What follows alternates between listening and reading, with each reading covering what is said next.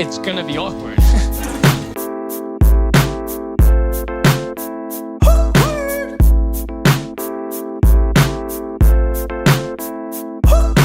I don't get it. You do the math.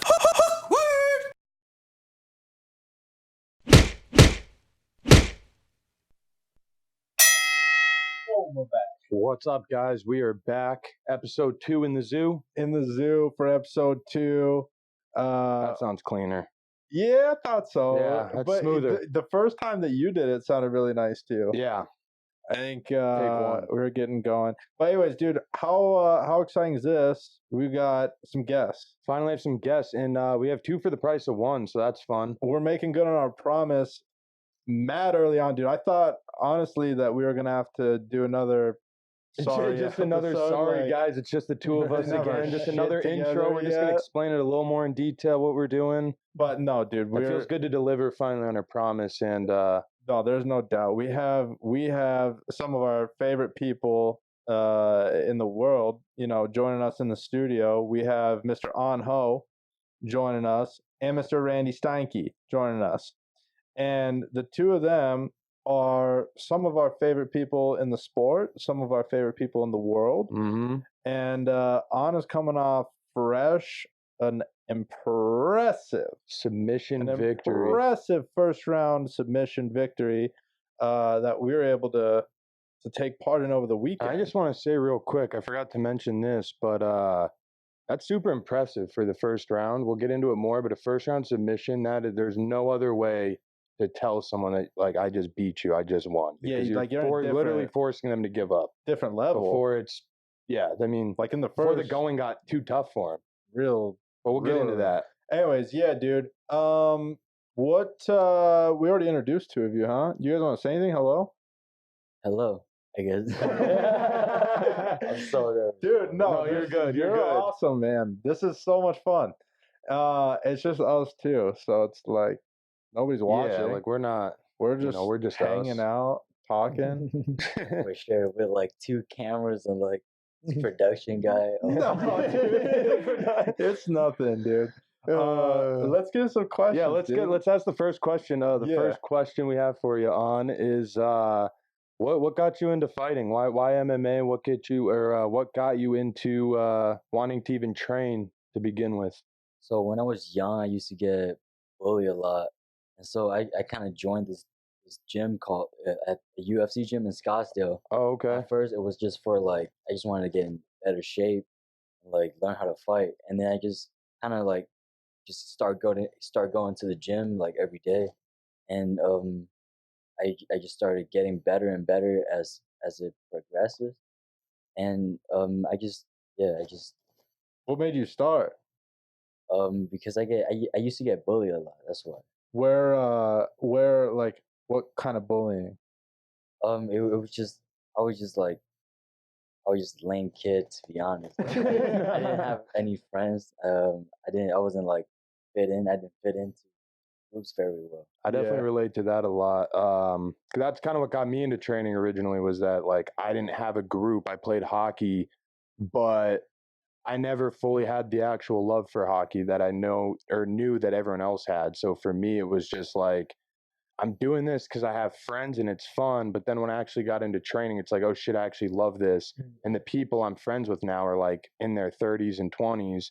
I'm 15 or 16, but it's so much more fun to be able to hang out with those older people. I feel like you get to grow and mature much quicker. Yeah, you get to learn more from the wiser people.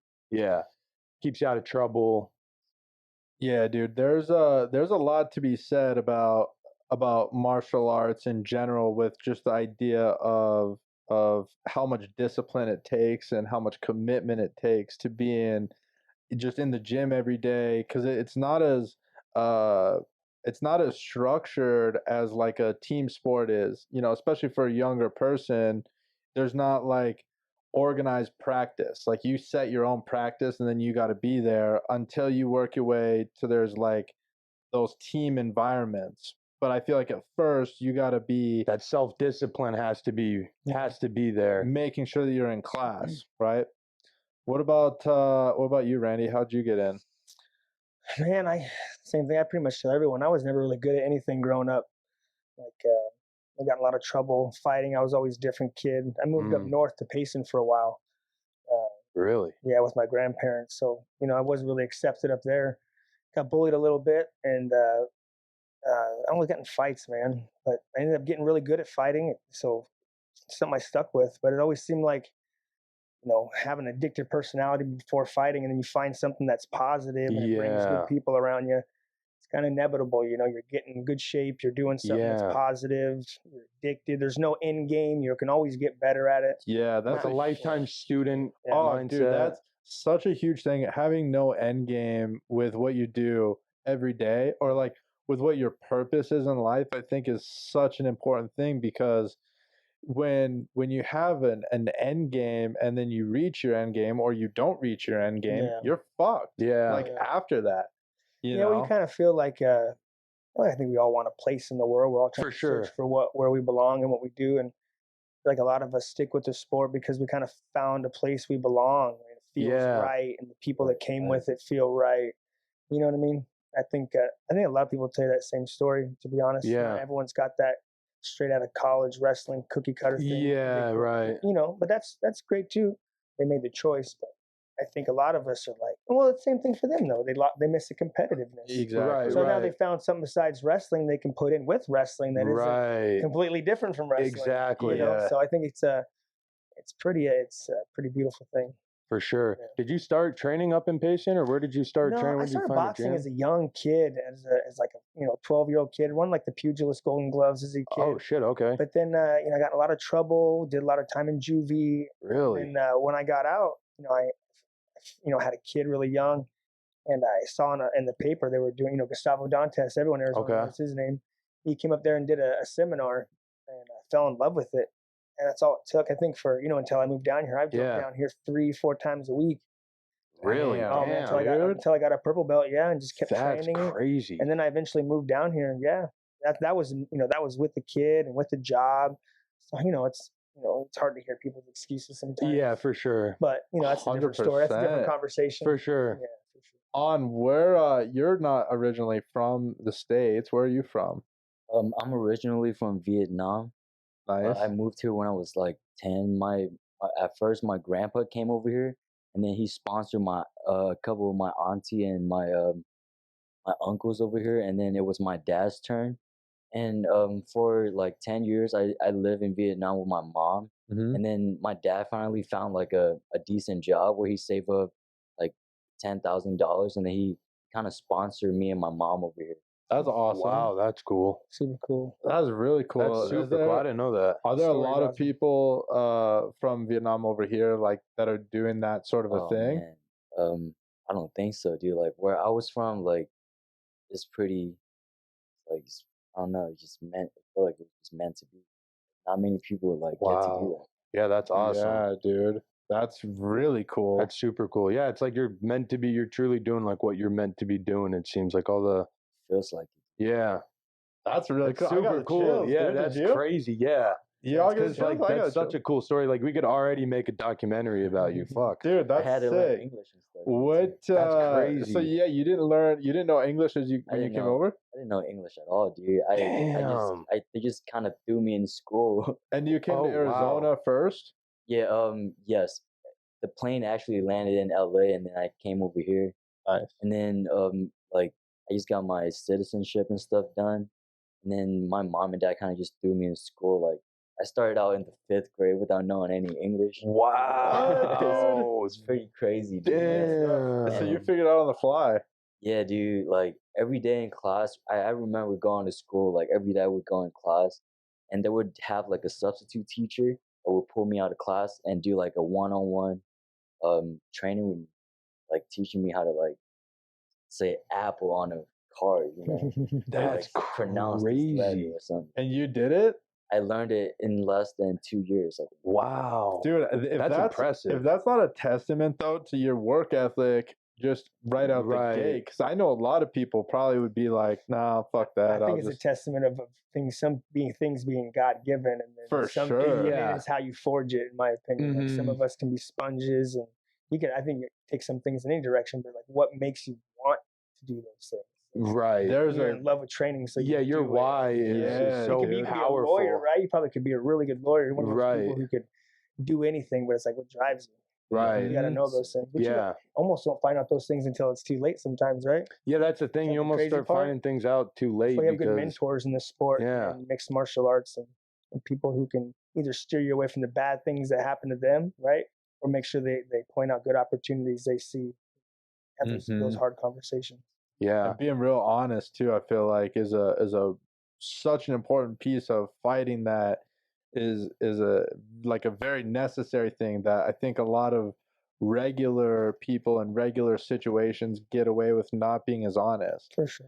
But you know, like when you're talking about locking a cage and fighting with someone, like you got to be real You honest get about exposed pretty quick. about Yeah. what you can do and about what you think he can do. Right. But yeah, yeah. Not to jump around too much, but speaking of mentors a bit, you guys obviously have a really close relationship as like a coach, fighter, and we really are kind of in that era too, to where that's so important and so well appreciated. Like with, I remember the first relationship I remember seeing, it was like TJ and Dwayne, and then everyone was like, we need to find our one coach that's like super tight. What's that like for you? How important is Randy to you as a mentor, coach, I friend? feel like it's super important to have a mentor like Randy. If I could, dude, I could dedicate like almost everything that I have ever accomplished in the sport to Randy. He's like such a. Wow. I think of him like one of my guardian angels. Damn, that's awesome. Like I feel like I was supposed to meet Randy, and Randy was supposed to train me. Now we're supposed to win over the world. Supposed to take over the world. That's what I feel. It definitely seems that way. Yeah, and you guys have such that good chemistry and that good Trust. Trust and that positive we can do anything together. Let's just fucking do it. Like excuses out the door. Let's come to training a lot at 10. in boxing though back in the day, like like a Freddie Roach and and Pacquiao. And Mayweather had his changed coaches with his uncle and his dad. But I think that's I think it's important. I think in MMA you can have that much more than one person too. Yeah. I think those people just have to all be open to it. Do you understand? Sure. But that is one thing that I think John Jones is so good for. He's got more than just one person in his ear that he trusts, and those people all trust each other too. Right. So that's an important factor to have, man. When you guys all are echoing the same voice, right? It's like a business with a bunch of different staff. Like everyone's got their own role, and they can and not step in each other's. And I learned a lot after the Henry Cejudo camp too. Like that was I learned a lot, taught a lot, coached a lot, but I also learned a lot. Yeah, what was it like? You were a big part of that whole camp. I mean, what was that all like? Yeah. Different than anything I've ever experienced, and that's one thing that also made me realize this is important because a team atmosphere is great. You got to have a team, right? You got to have a team. You got to have, and that team could be different. That team could be 25 people. That team could be 5 people, whatever that is that is to you. But as long as you're doing it the right way, right? And you're doing it the right way, and you're making sure that everyone's getting their time and everyone's doing it together. But you gotta have someone that you look up to, man. I feel like what I mean. You gotta have someone you look up to. You gotta look up. You have someone that you're kind of fear in the gym, a little bit for sure, afraid to go with, but it's gonna make you better, guys. That you can kind of work some new things with. But those are all relationships you gain in the gym, man. And I learned a lot of that throughout the Henry Cejudo camp. Yeah, what a really an impressive story he is, and like what he continues to do. Like every time he comes into the cage, he is just a better, more well-rounded, quicker guy. And it's the stuff that I think a lot of the guys at Fight Ready we're starting to see, like the results of all these wins. I mean, the team Fight Ready was 3-0 on Saturday night. Yeah, all it was first round finishes. All first round finishes. It's insane. With tough opponents too. It wasn't like anyone went over and laid over. Right. It wasn't easy fights, man. No, I mean it was all really impressive stuff. So I think having camaraderie and team elements are such a cool piece to be able to grow and have those solid foundations. Yeah, and I think the perfect next question is talking about Paragon Striking a little bit, because you created Paragon, right? That's your kind of Yep. Me and John Long over at the gym, we really sat down and put some pencil down on some curriculum. He's a perfect testament of it. Yeah, he is. It's teaching you balance and options and combinations. The thing for me is we have all this information. There's so many in fighting, especially striking. There's so many different variables when it comes to Right. distance, angles, right? Orthodox, close stance, open stance. So I feel like we kind of this system can give you a good Rolodex in your head Right. to know where you can put things and have things. So you see your weaknesses better. You Right. see the things you're good at better. And you also have good drills that we've either taught you or we've made up through the system or you've created just because you've been doing the system. Like, because it just makes you smarter, more of aware of Yeah. a striker. I agree because like the little bit of it that that we've had the pleasure of training with it's super helpful because I feel like every time I used to train with a different striking coach, it was always like that way doesn't work. This is how you have to strike. This is how you have For to strike. sure. Versus when I went with Paragon, it was like this is how you are. Let's change this to be more like this, and this is how it works better for that. Versus, I feel like that's really rare at a lot of gyms because it's like, no, this is our curriculum. This is how we do it. We're gonna We're have Muay we're gonna Thai. have boxed in, in the pocket combinations. We're Yeah. gonna have long range distance because those things are all real, Yeah. right? Yeah. Those are all real things in the pocket, out kicking range. We all have to do those things, but which one are you better at? Which one do you want to Right. get to and live in, right? I'm Yeah. gonna teach you how to punch in the pocket, right? Right. But you're 6'2", 4. 6'4". There we Yeah. go. So, but you're better on the Yeah. outside. But I'm going to teach you both, right? You're Yeah, gonna well, and that was the understand thing both. is they always were like, oh yeah, you're tall, just be tall. And then the minute I was like actually sparring and I was in the Yes. pocket with someone, I was like, oh fuck, I don't know what to do. And then I'm getting rocked in the body. You And can then understand both sides. Of the yeah, world, it right? was and have drills to get better at both, right? yeah. It feels a lot like music, like scales in a sense, to where you're like really organizing Things that are hard to organize. yeah, like all the different ways to strike or different places or times to strike.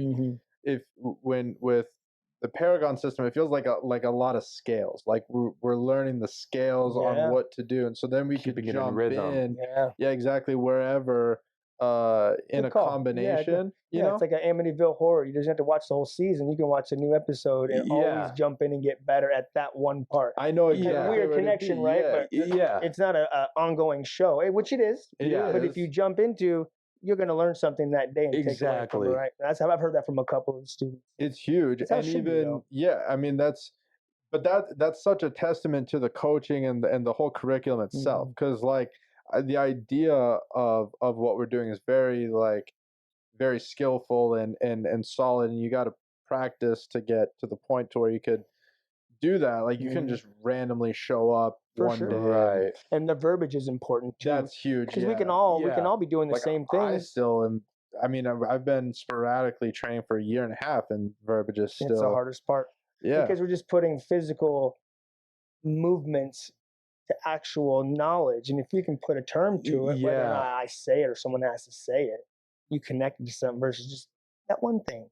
Exactly. Yeah, You need that exactly. kick thing. No, Shortcut. put a name to it, call it refrigerator combo, whatever you want Yeah, to call it. something When you think fun. refrigerator combo, that shit's going to be ready. I mean, that's a real thing. That's how we all work. Yeah. All Yeah. fighters work when we're in the motion, whether it's a name or it's brought us back to a time it happened. And you know what I mean? Yeah. It works that way. Well, because like yeah, Mark Henry out in the East Coast with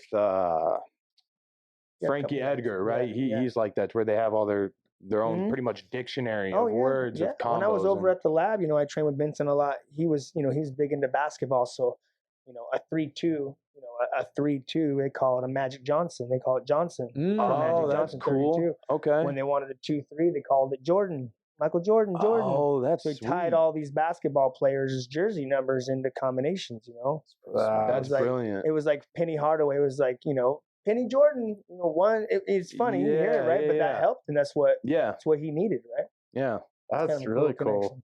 That's sweet. Well, the next question was then, you help a lot coach the Paragon. So when you're running Class BC, you kind of help and show stuff.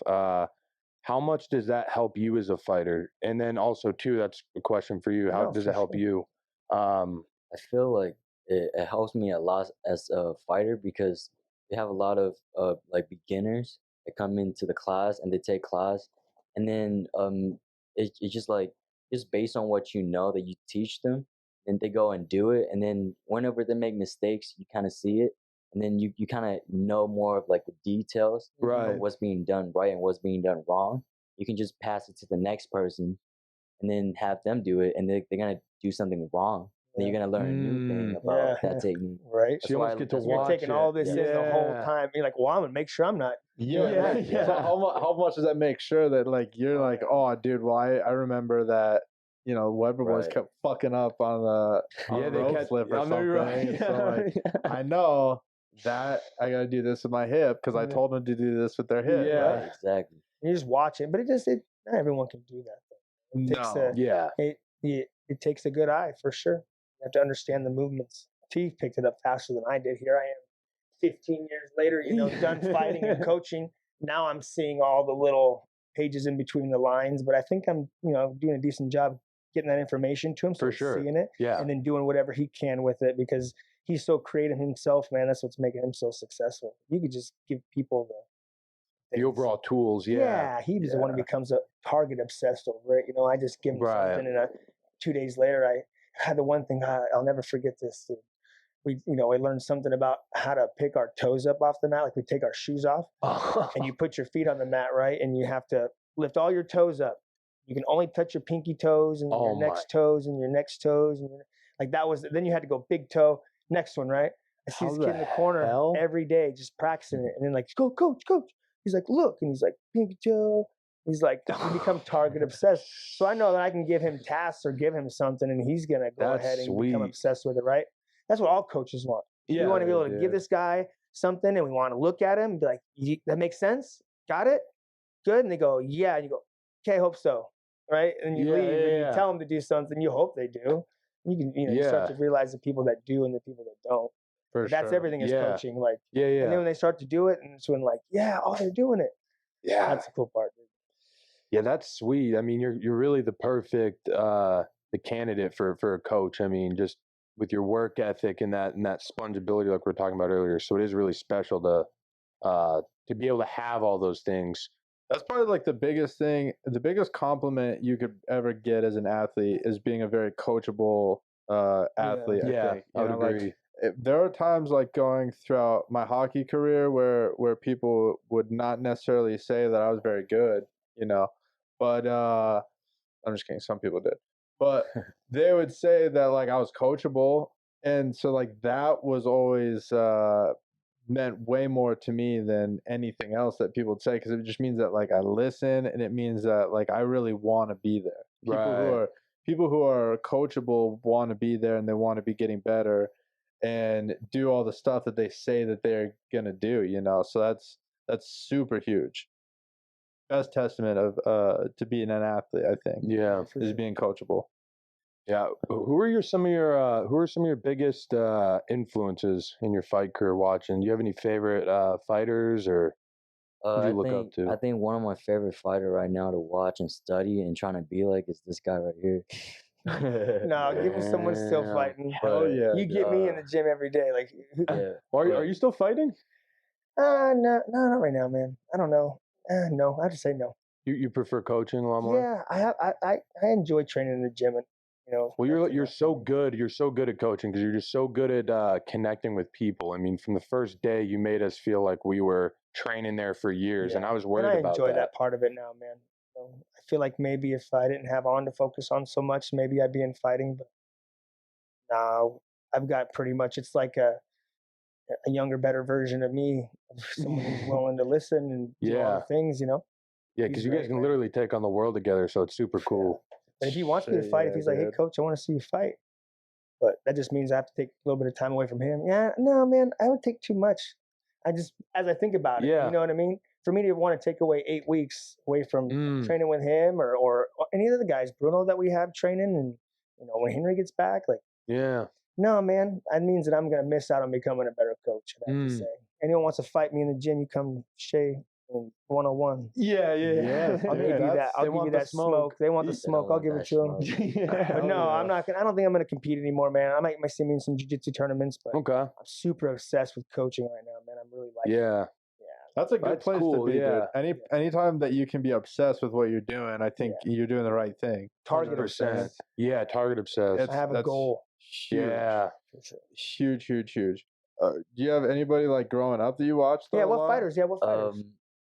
I think I don't know why, but I have always like been like interested in like creative fighters that like spinning kicks or like some flashy stuff. He you know likes what I mean? TJ. Don't let him I lie to like you. I He like, likes I like TJ. flashy stuff. I mean, I like TJ. You can say TJ, dude. I like you can say TJ. I like John Jones. I like Anderson too. Silva. Yeah, okay. And I think one of my recent favorite fighters is Israel Stylebender Yeah. Adesanya.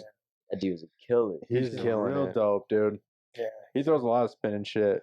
God, I can't believe he's gonna fight Whitaker, man. It's gonna be good. That's gonna be a good fight. That's Who gonna you be a guys really having good that? fight.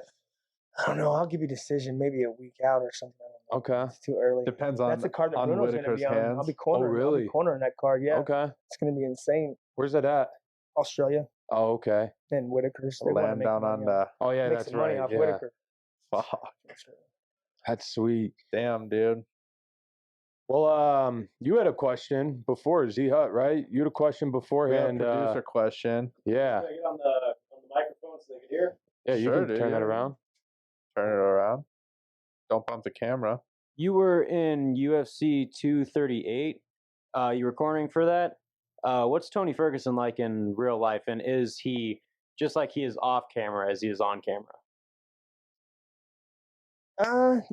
Yeah, I didn't get a chance to meet him at that show actually. Like I told you earlier, I met him at the UFC PI Center, and he was doing some silly bag work, and I loved it though. It's some same shit I'd be doing, but I can't knock anyone who has creativity. Yeah. And the statement I always say: people who knock on other people's creativities lack imagination. man. Yeah. So like, don't sit over here and say things about, especially when it's working. Yeah, The guy was 100%. great. Of course, so we can all be better in certain areas, and certain striking coaches, I'm sure, have said certain things because those are the ones who probably Right. say the most. Right. But yeah, he's like me. He's a little eccentric. He'll kind of go one conversation to the next pretty fast.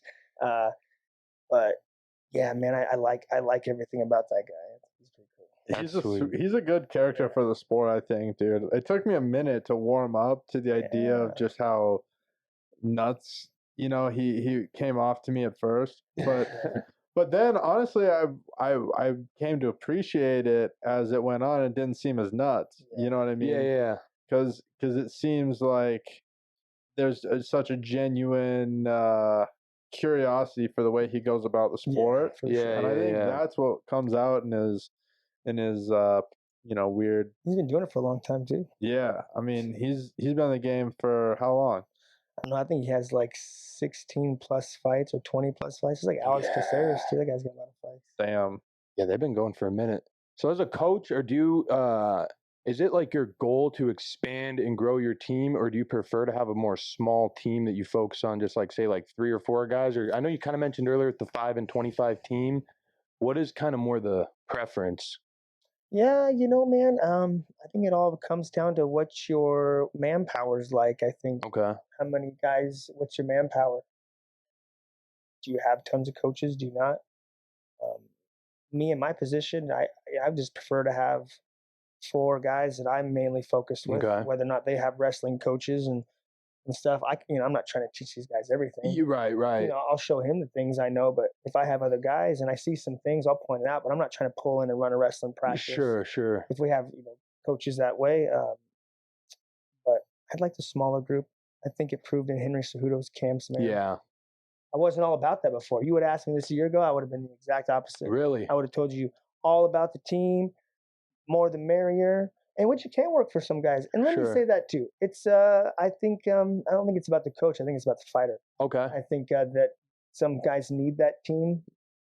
Yeah, that makes sense. Some guys need the attention, Mm-hmm. and I feel like some of those guys miss the attention when there's a big name camp. Yeah. But and when I watch Henry do that for 4 fights, like, man, you can't tough to argue. Exactly. You can't argue how better he got when there was just 4 coaches and 3 training partners for him, and we come in every day like focus was him and his next opponent, not 25 people that I got to focus on. Yeah, and now we got to and figure whatever out else. whose idea is better, and Yeah, you for know, sure. have all these meetings to But then what happened with success? More people want to come, and you don't want to deny that, right? You don't wanna Exactly. tell people no, so then you start building the manpower. Then the same watered down effect starts to happen. So I think it takes coaches a little while to go through that. You go through the team Yeah. thing, and then you realize that it still comes back around to you and your core group. Because even in the team, Yeah. there's your core friends or the core coaches. Sure. The coaches have their people, whether they're not going to put the names on paper or not. Inside Exactly. their heart, that exists. And Yeah. it usually exists more on the people that are making the more paycheck, Sure. right? Yeah. So that's another variable to think about. Yeah. What are all the training partners like for you working with everybody in the gym? Like Oh, man. how big is your team of guys that you train I with? was gonna ask a similar We have question. a bunch of guys in our team. We got Bruno Silva. He's in the UFC. We got Henry Cejudo in the UFC. We got Jordan Johnson fighting in PFL. We got Jakar. Okay. We got Bobby the Wolfman. We got Henry Corrales. Just train with Yeah, a it's a bunch of stat. Yeah. Murders, And they're dude. good Murder. people, too, I man. mean, They're not just, and the cool thing is they're not just great fighters, and they're good people. They're good. And they're Mhm. always willing to, Really The willing to coolest. help, and there's not a lot of ego, man. That's cool.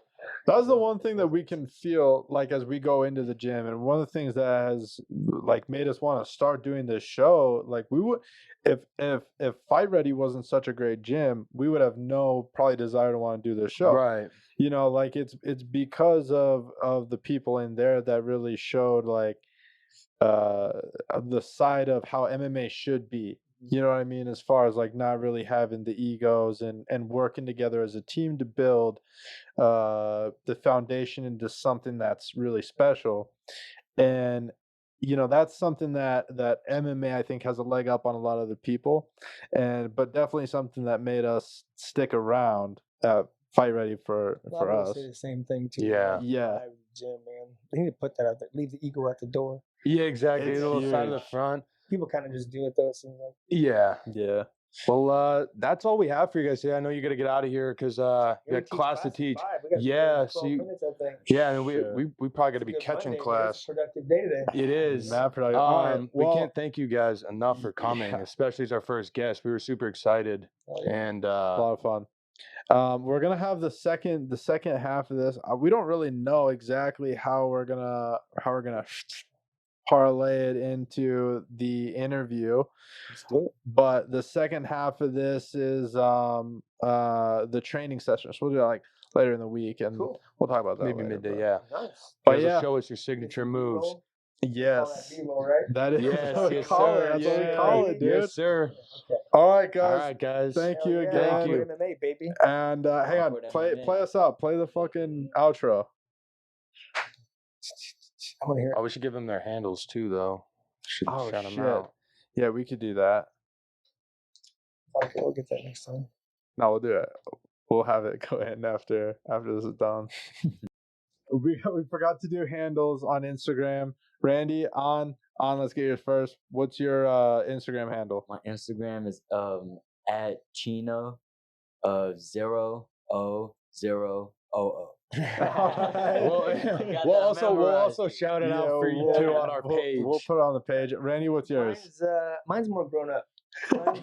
Mine's Randy Steinke MMA. Or go follow STEINK. Paragon Striking System. Yeah, or AZ, yes. right? At Follow Paragon Striking. Paragon Striking System. Yes. We'll tag it all in the post. Yeah, Let's cool. do it. All right. Thank you. Nice, dude. Sweet. It's gonna be awkward.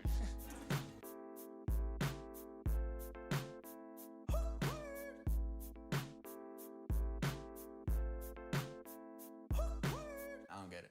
You do the math. Who's got the laptop?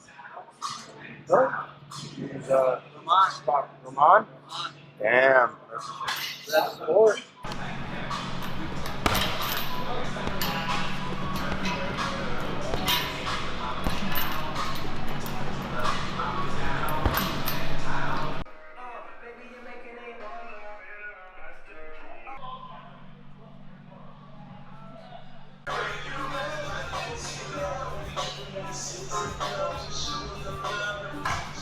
stretch first. Take us through some stretches. So the first stretch is we're gonna go into a split position, and then this is called cherry pickers. Okay, so we're gonna do that in about 6 times. So the next stretch is we're gonna go like this. We're gonna alternate touching the toes with one hand and putting the other hand on our back. How do you guys feel? I'm gonna kick your head off. I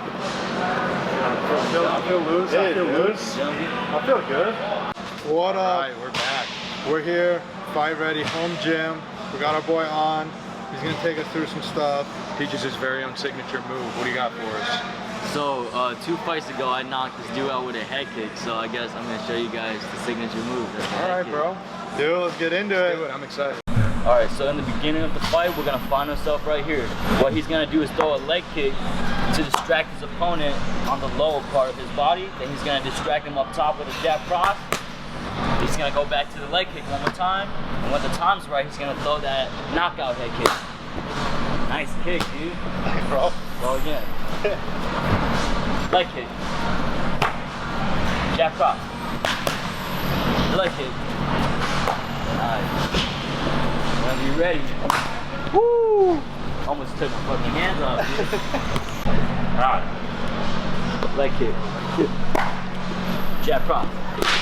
Back to the leg kick. Distracted, knock him out. Oh. Nice kick, dude. Leg kick. Boom. Jab cross. Back to the leg kick. Boom. Head kick. Hey, nice. It's too much spin. Nice kick. Nice kick. That was it. Go again. Leg kick. Jab cross. Back to the leg kick.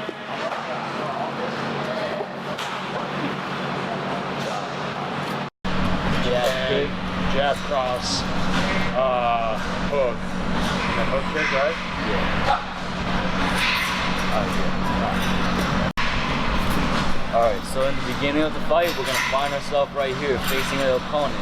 What he's going to do is throw a jab into a leg kick to distract his opponent. And then he's going to throw a jab cross hook to distract his opponent up top.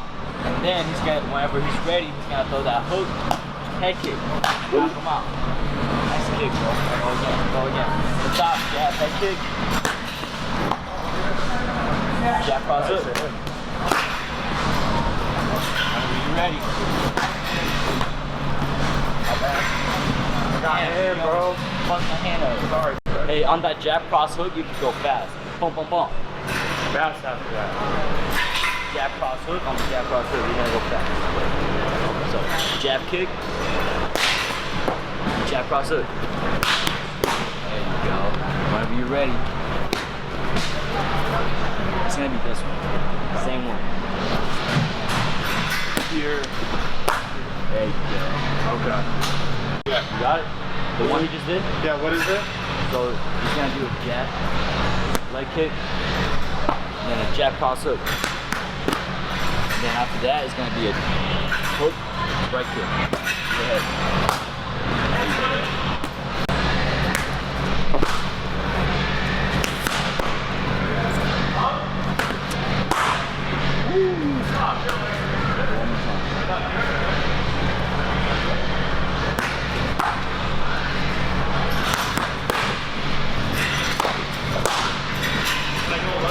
Spin all the way through with that kick.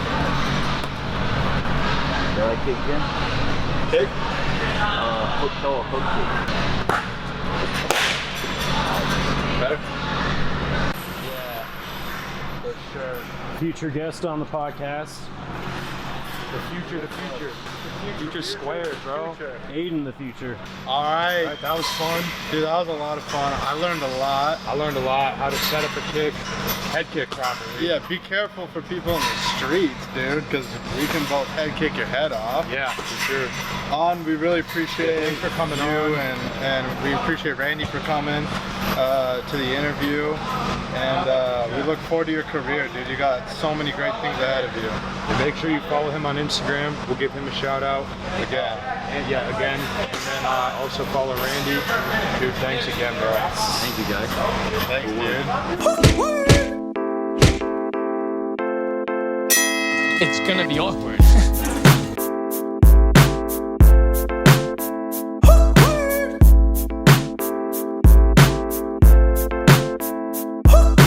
I don't get it. You do the math.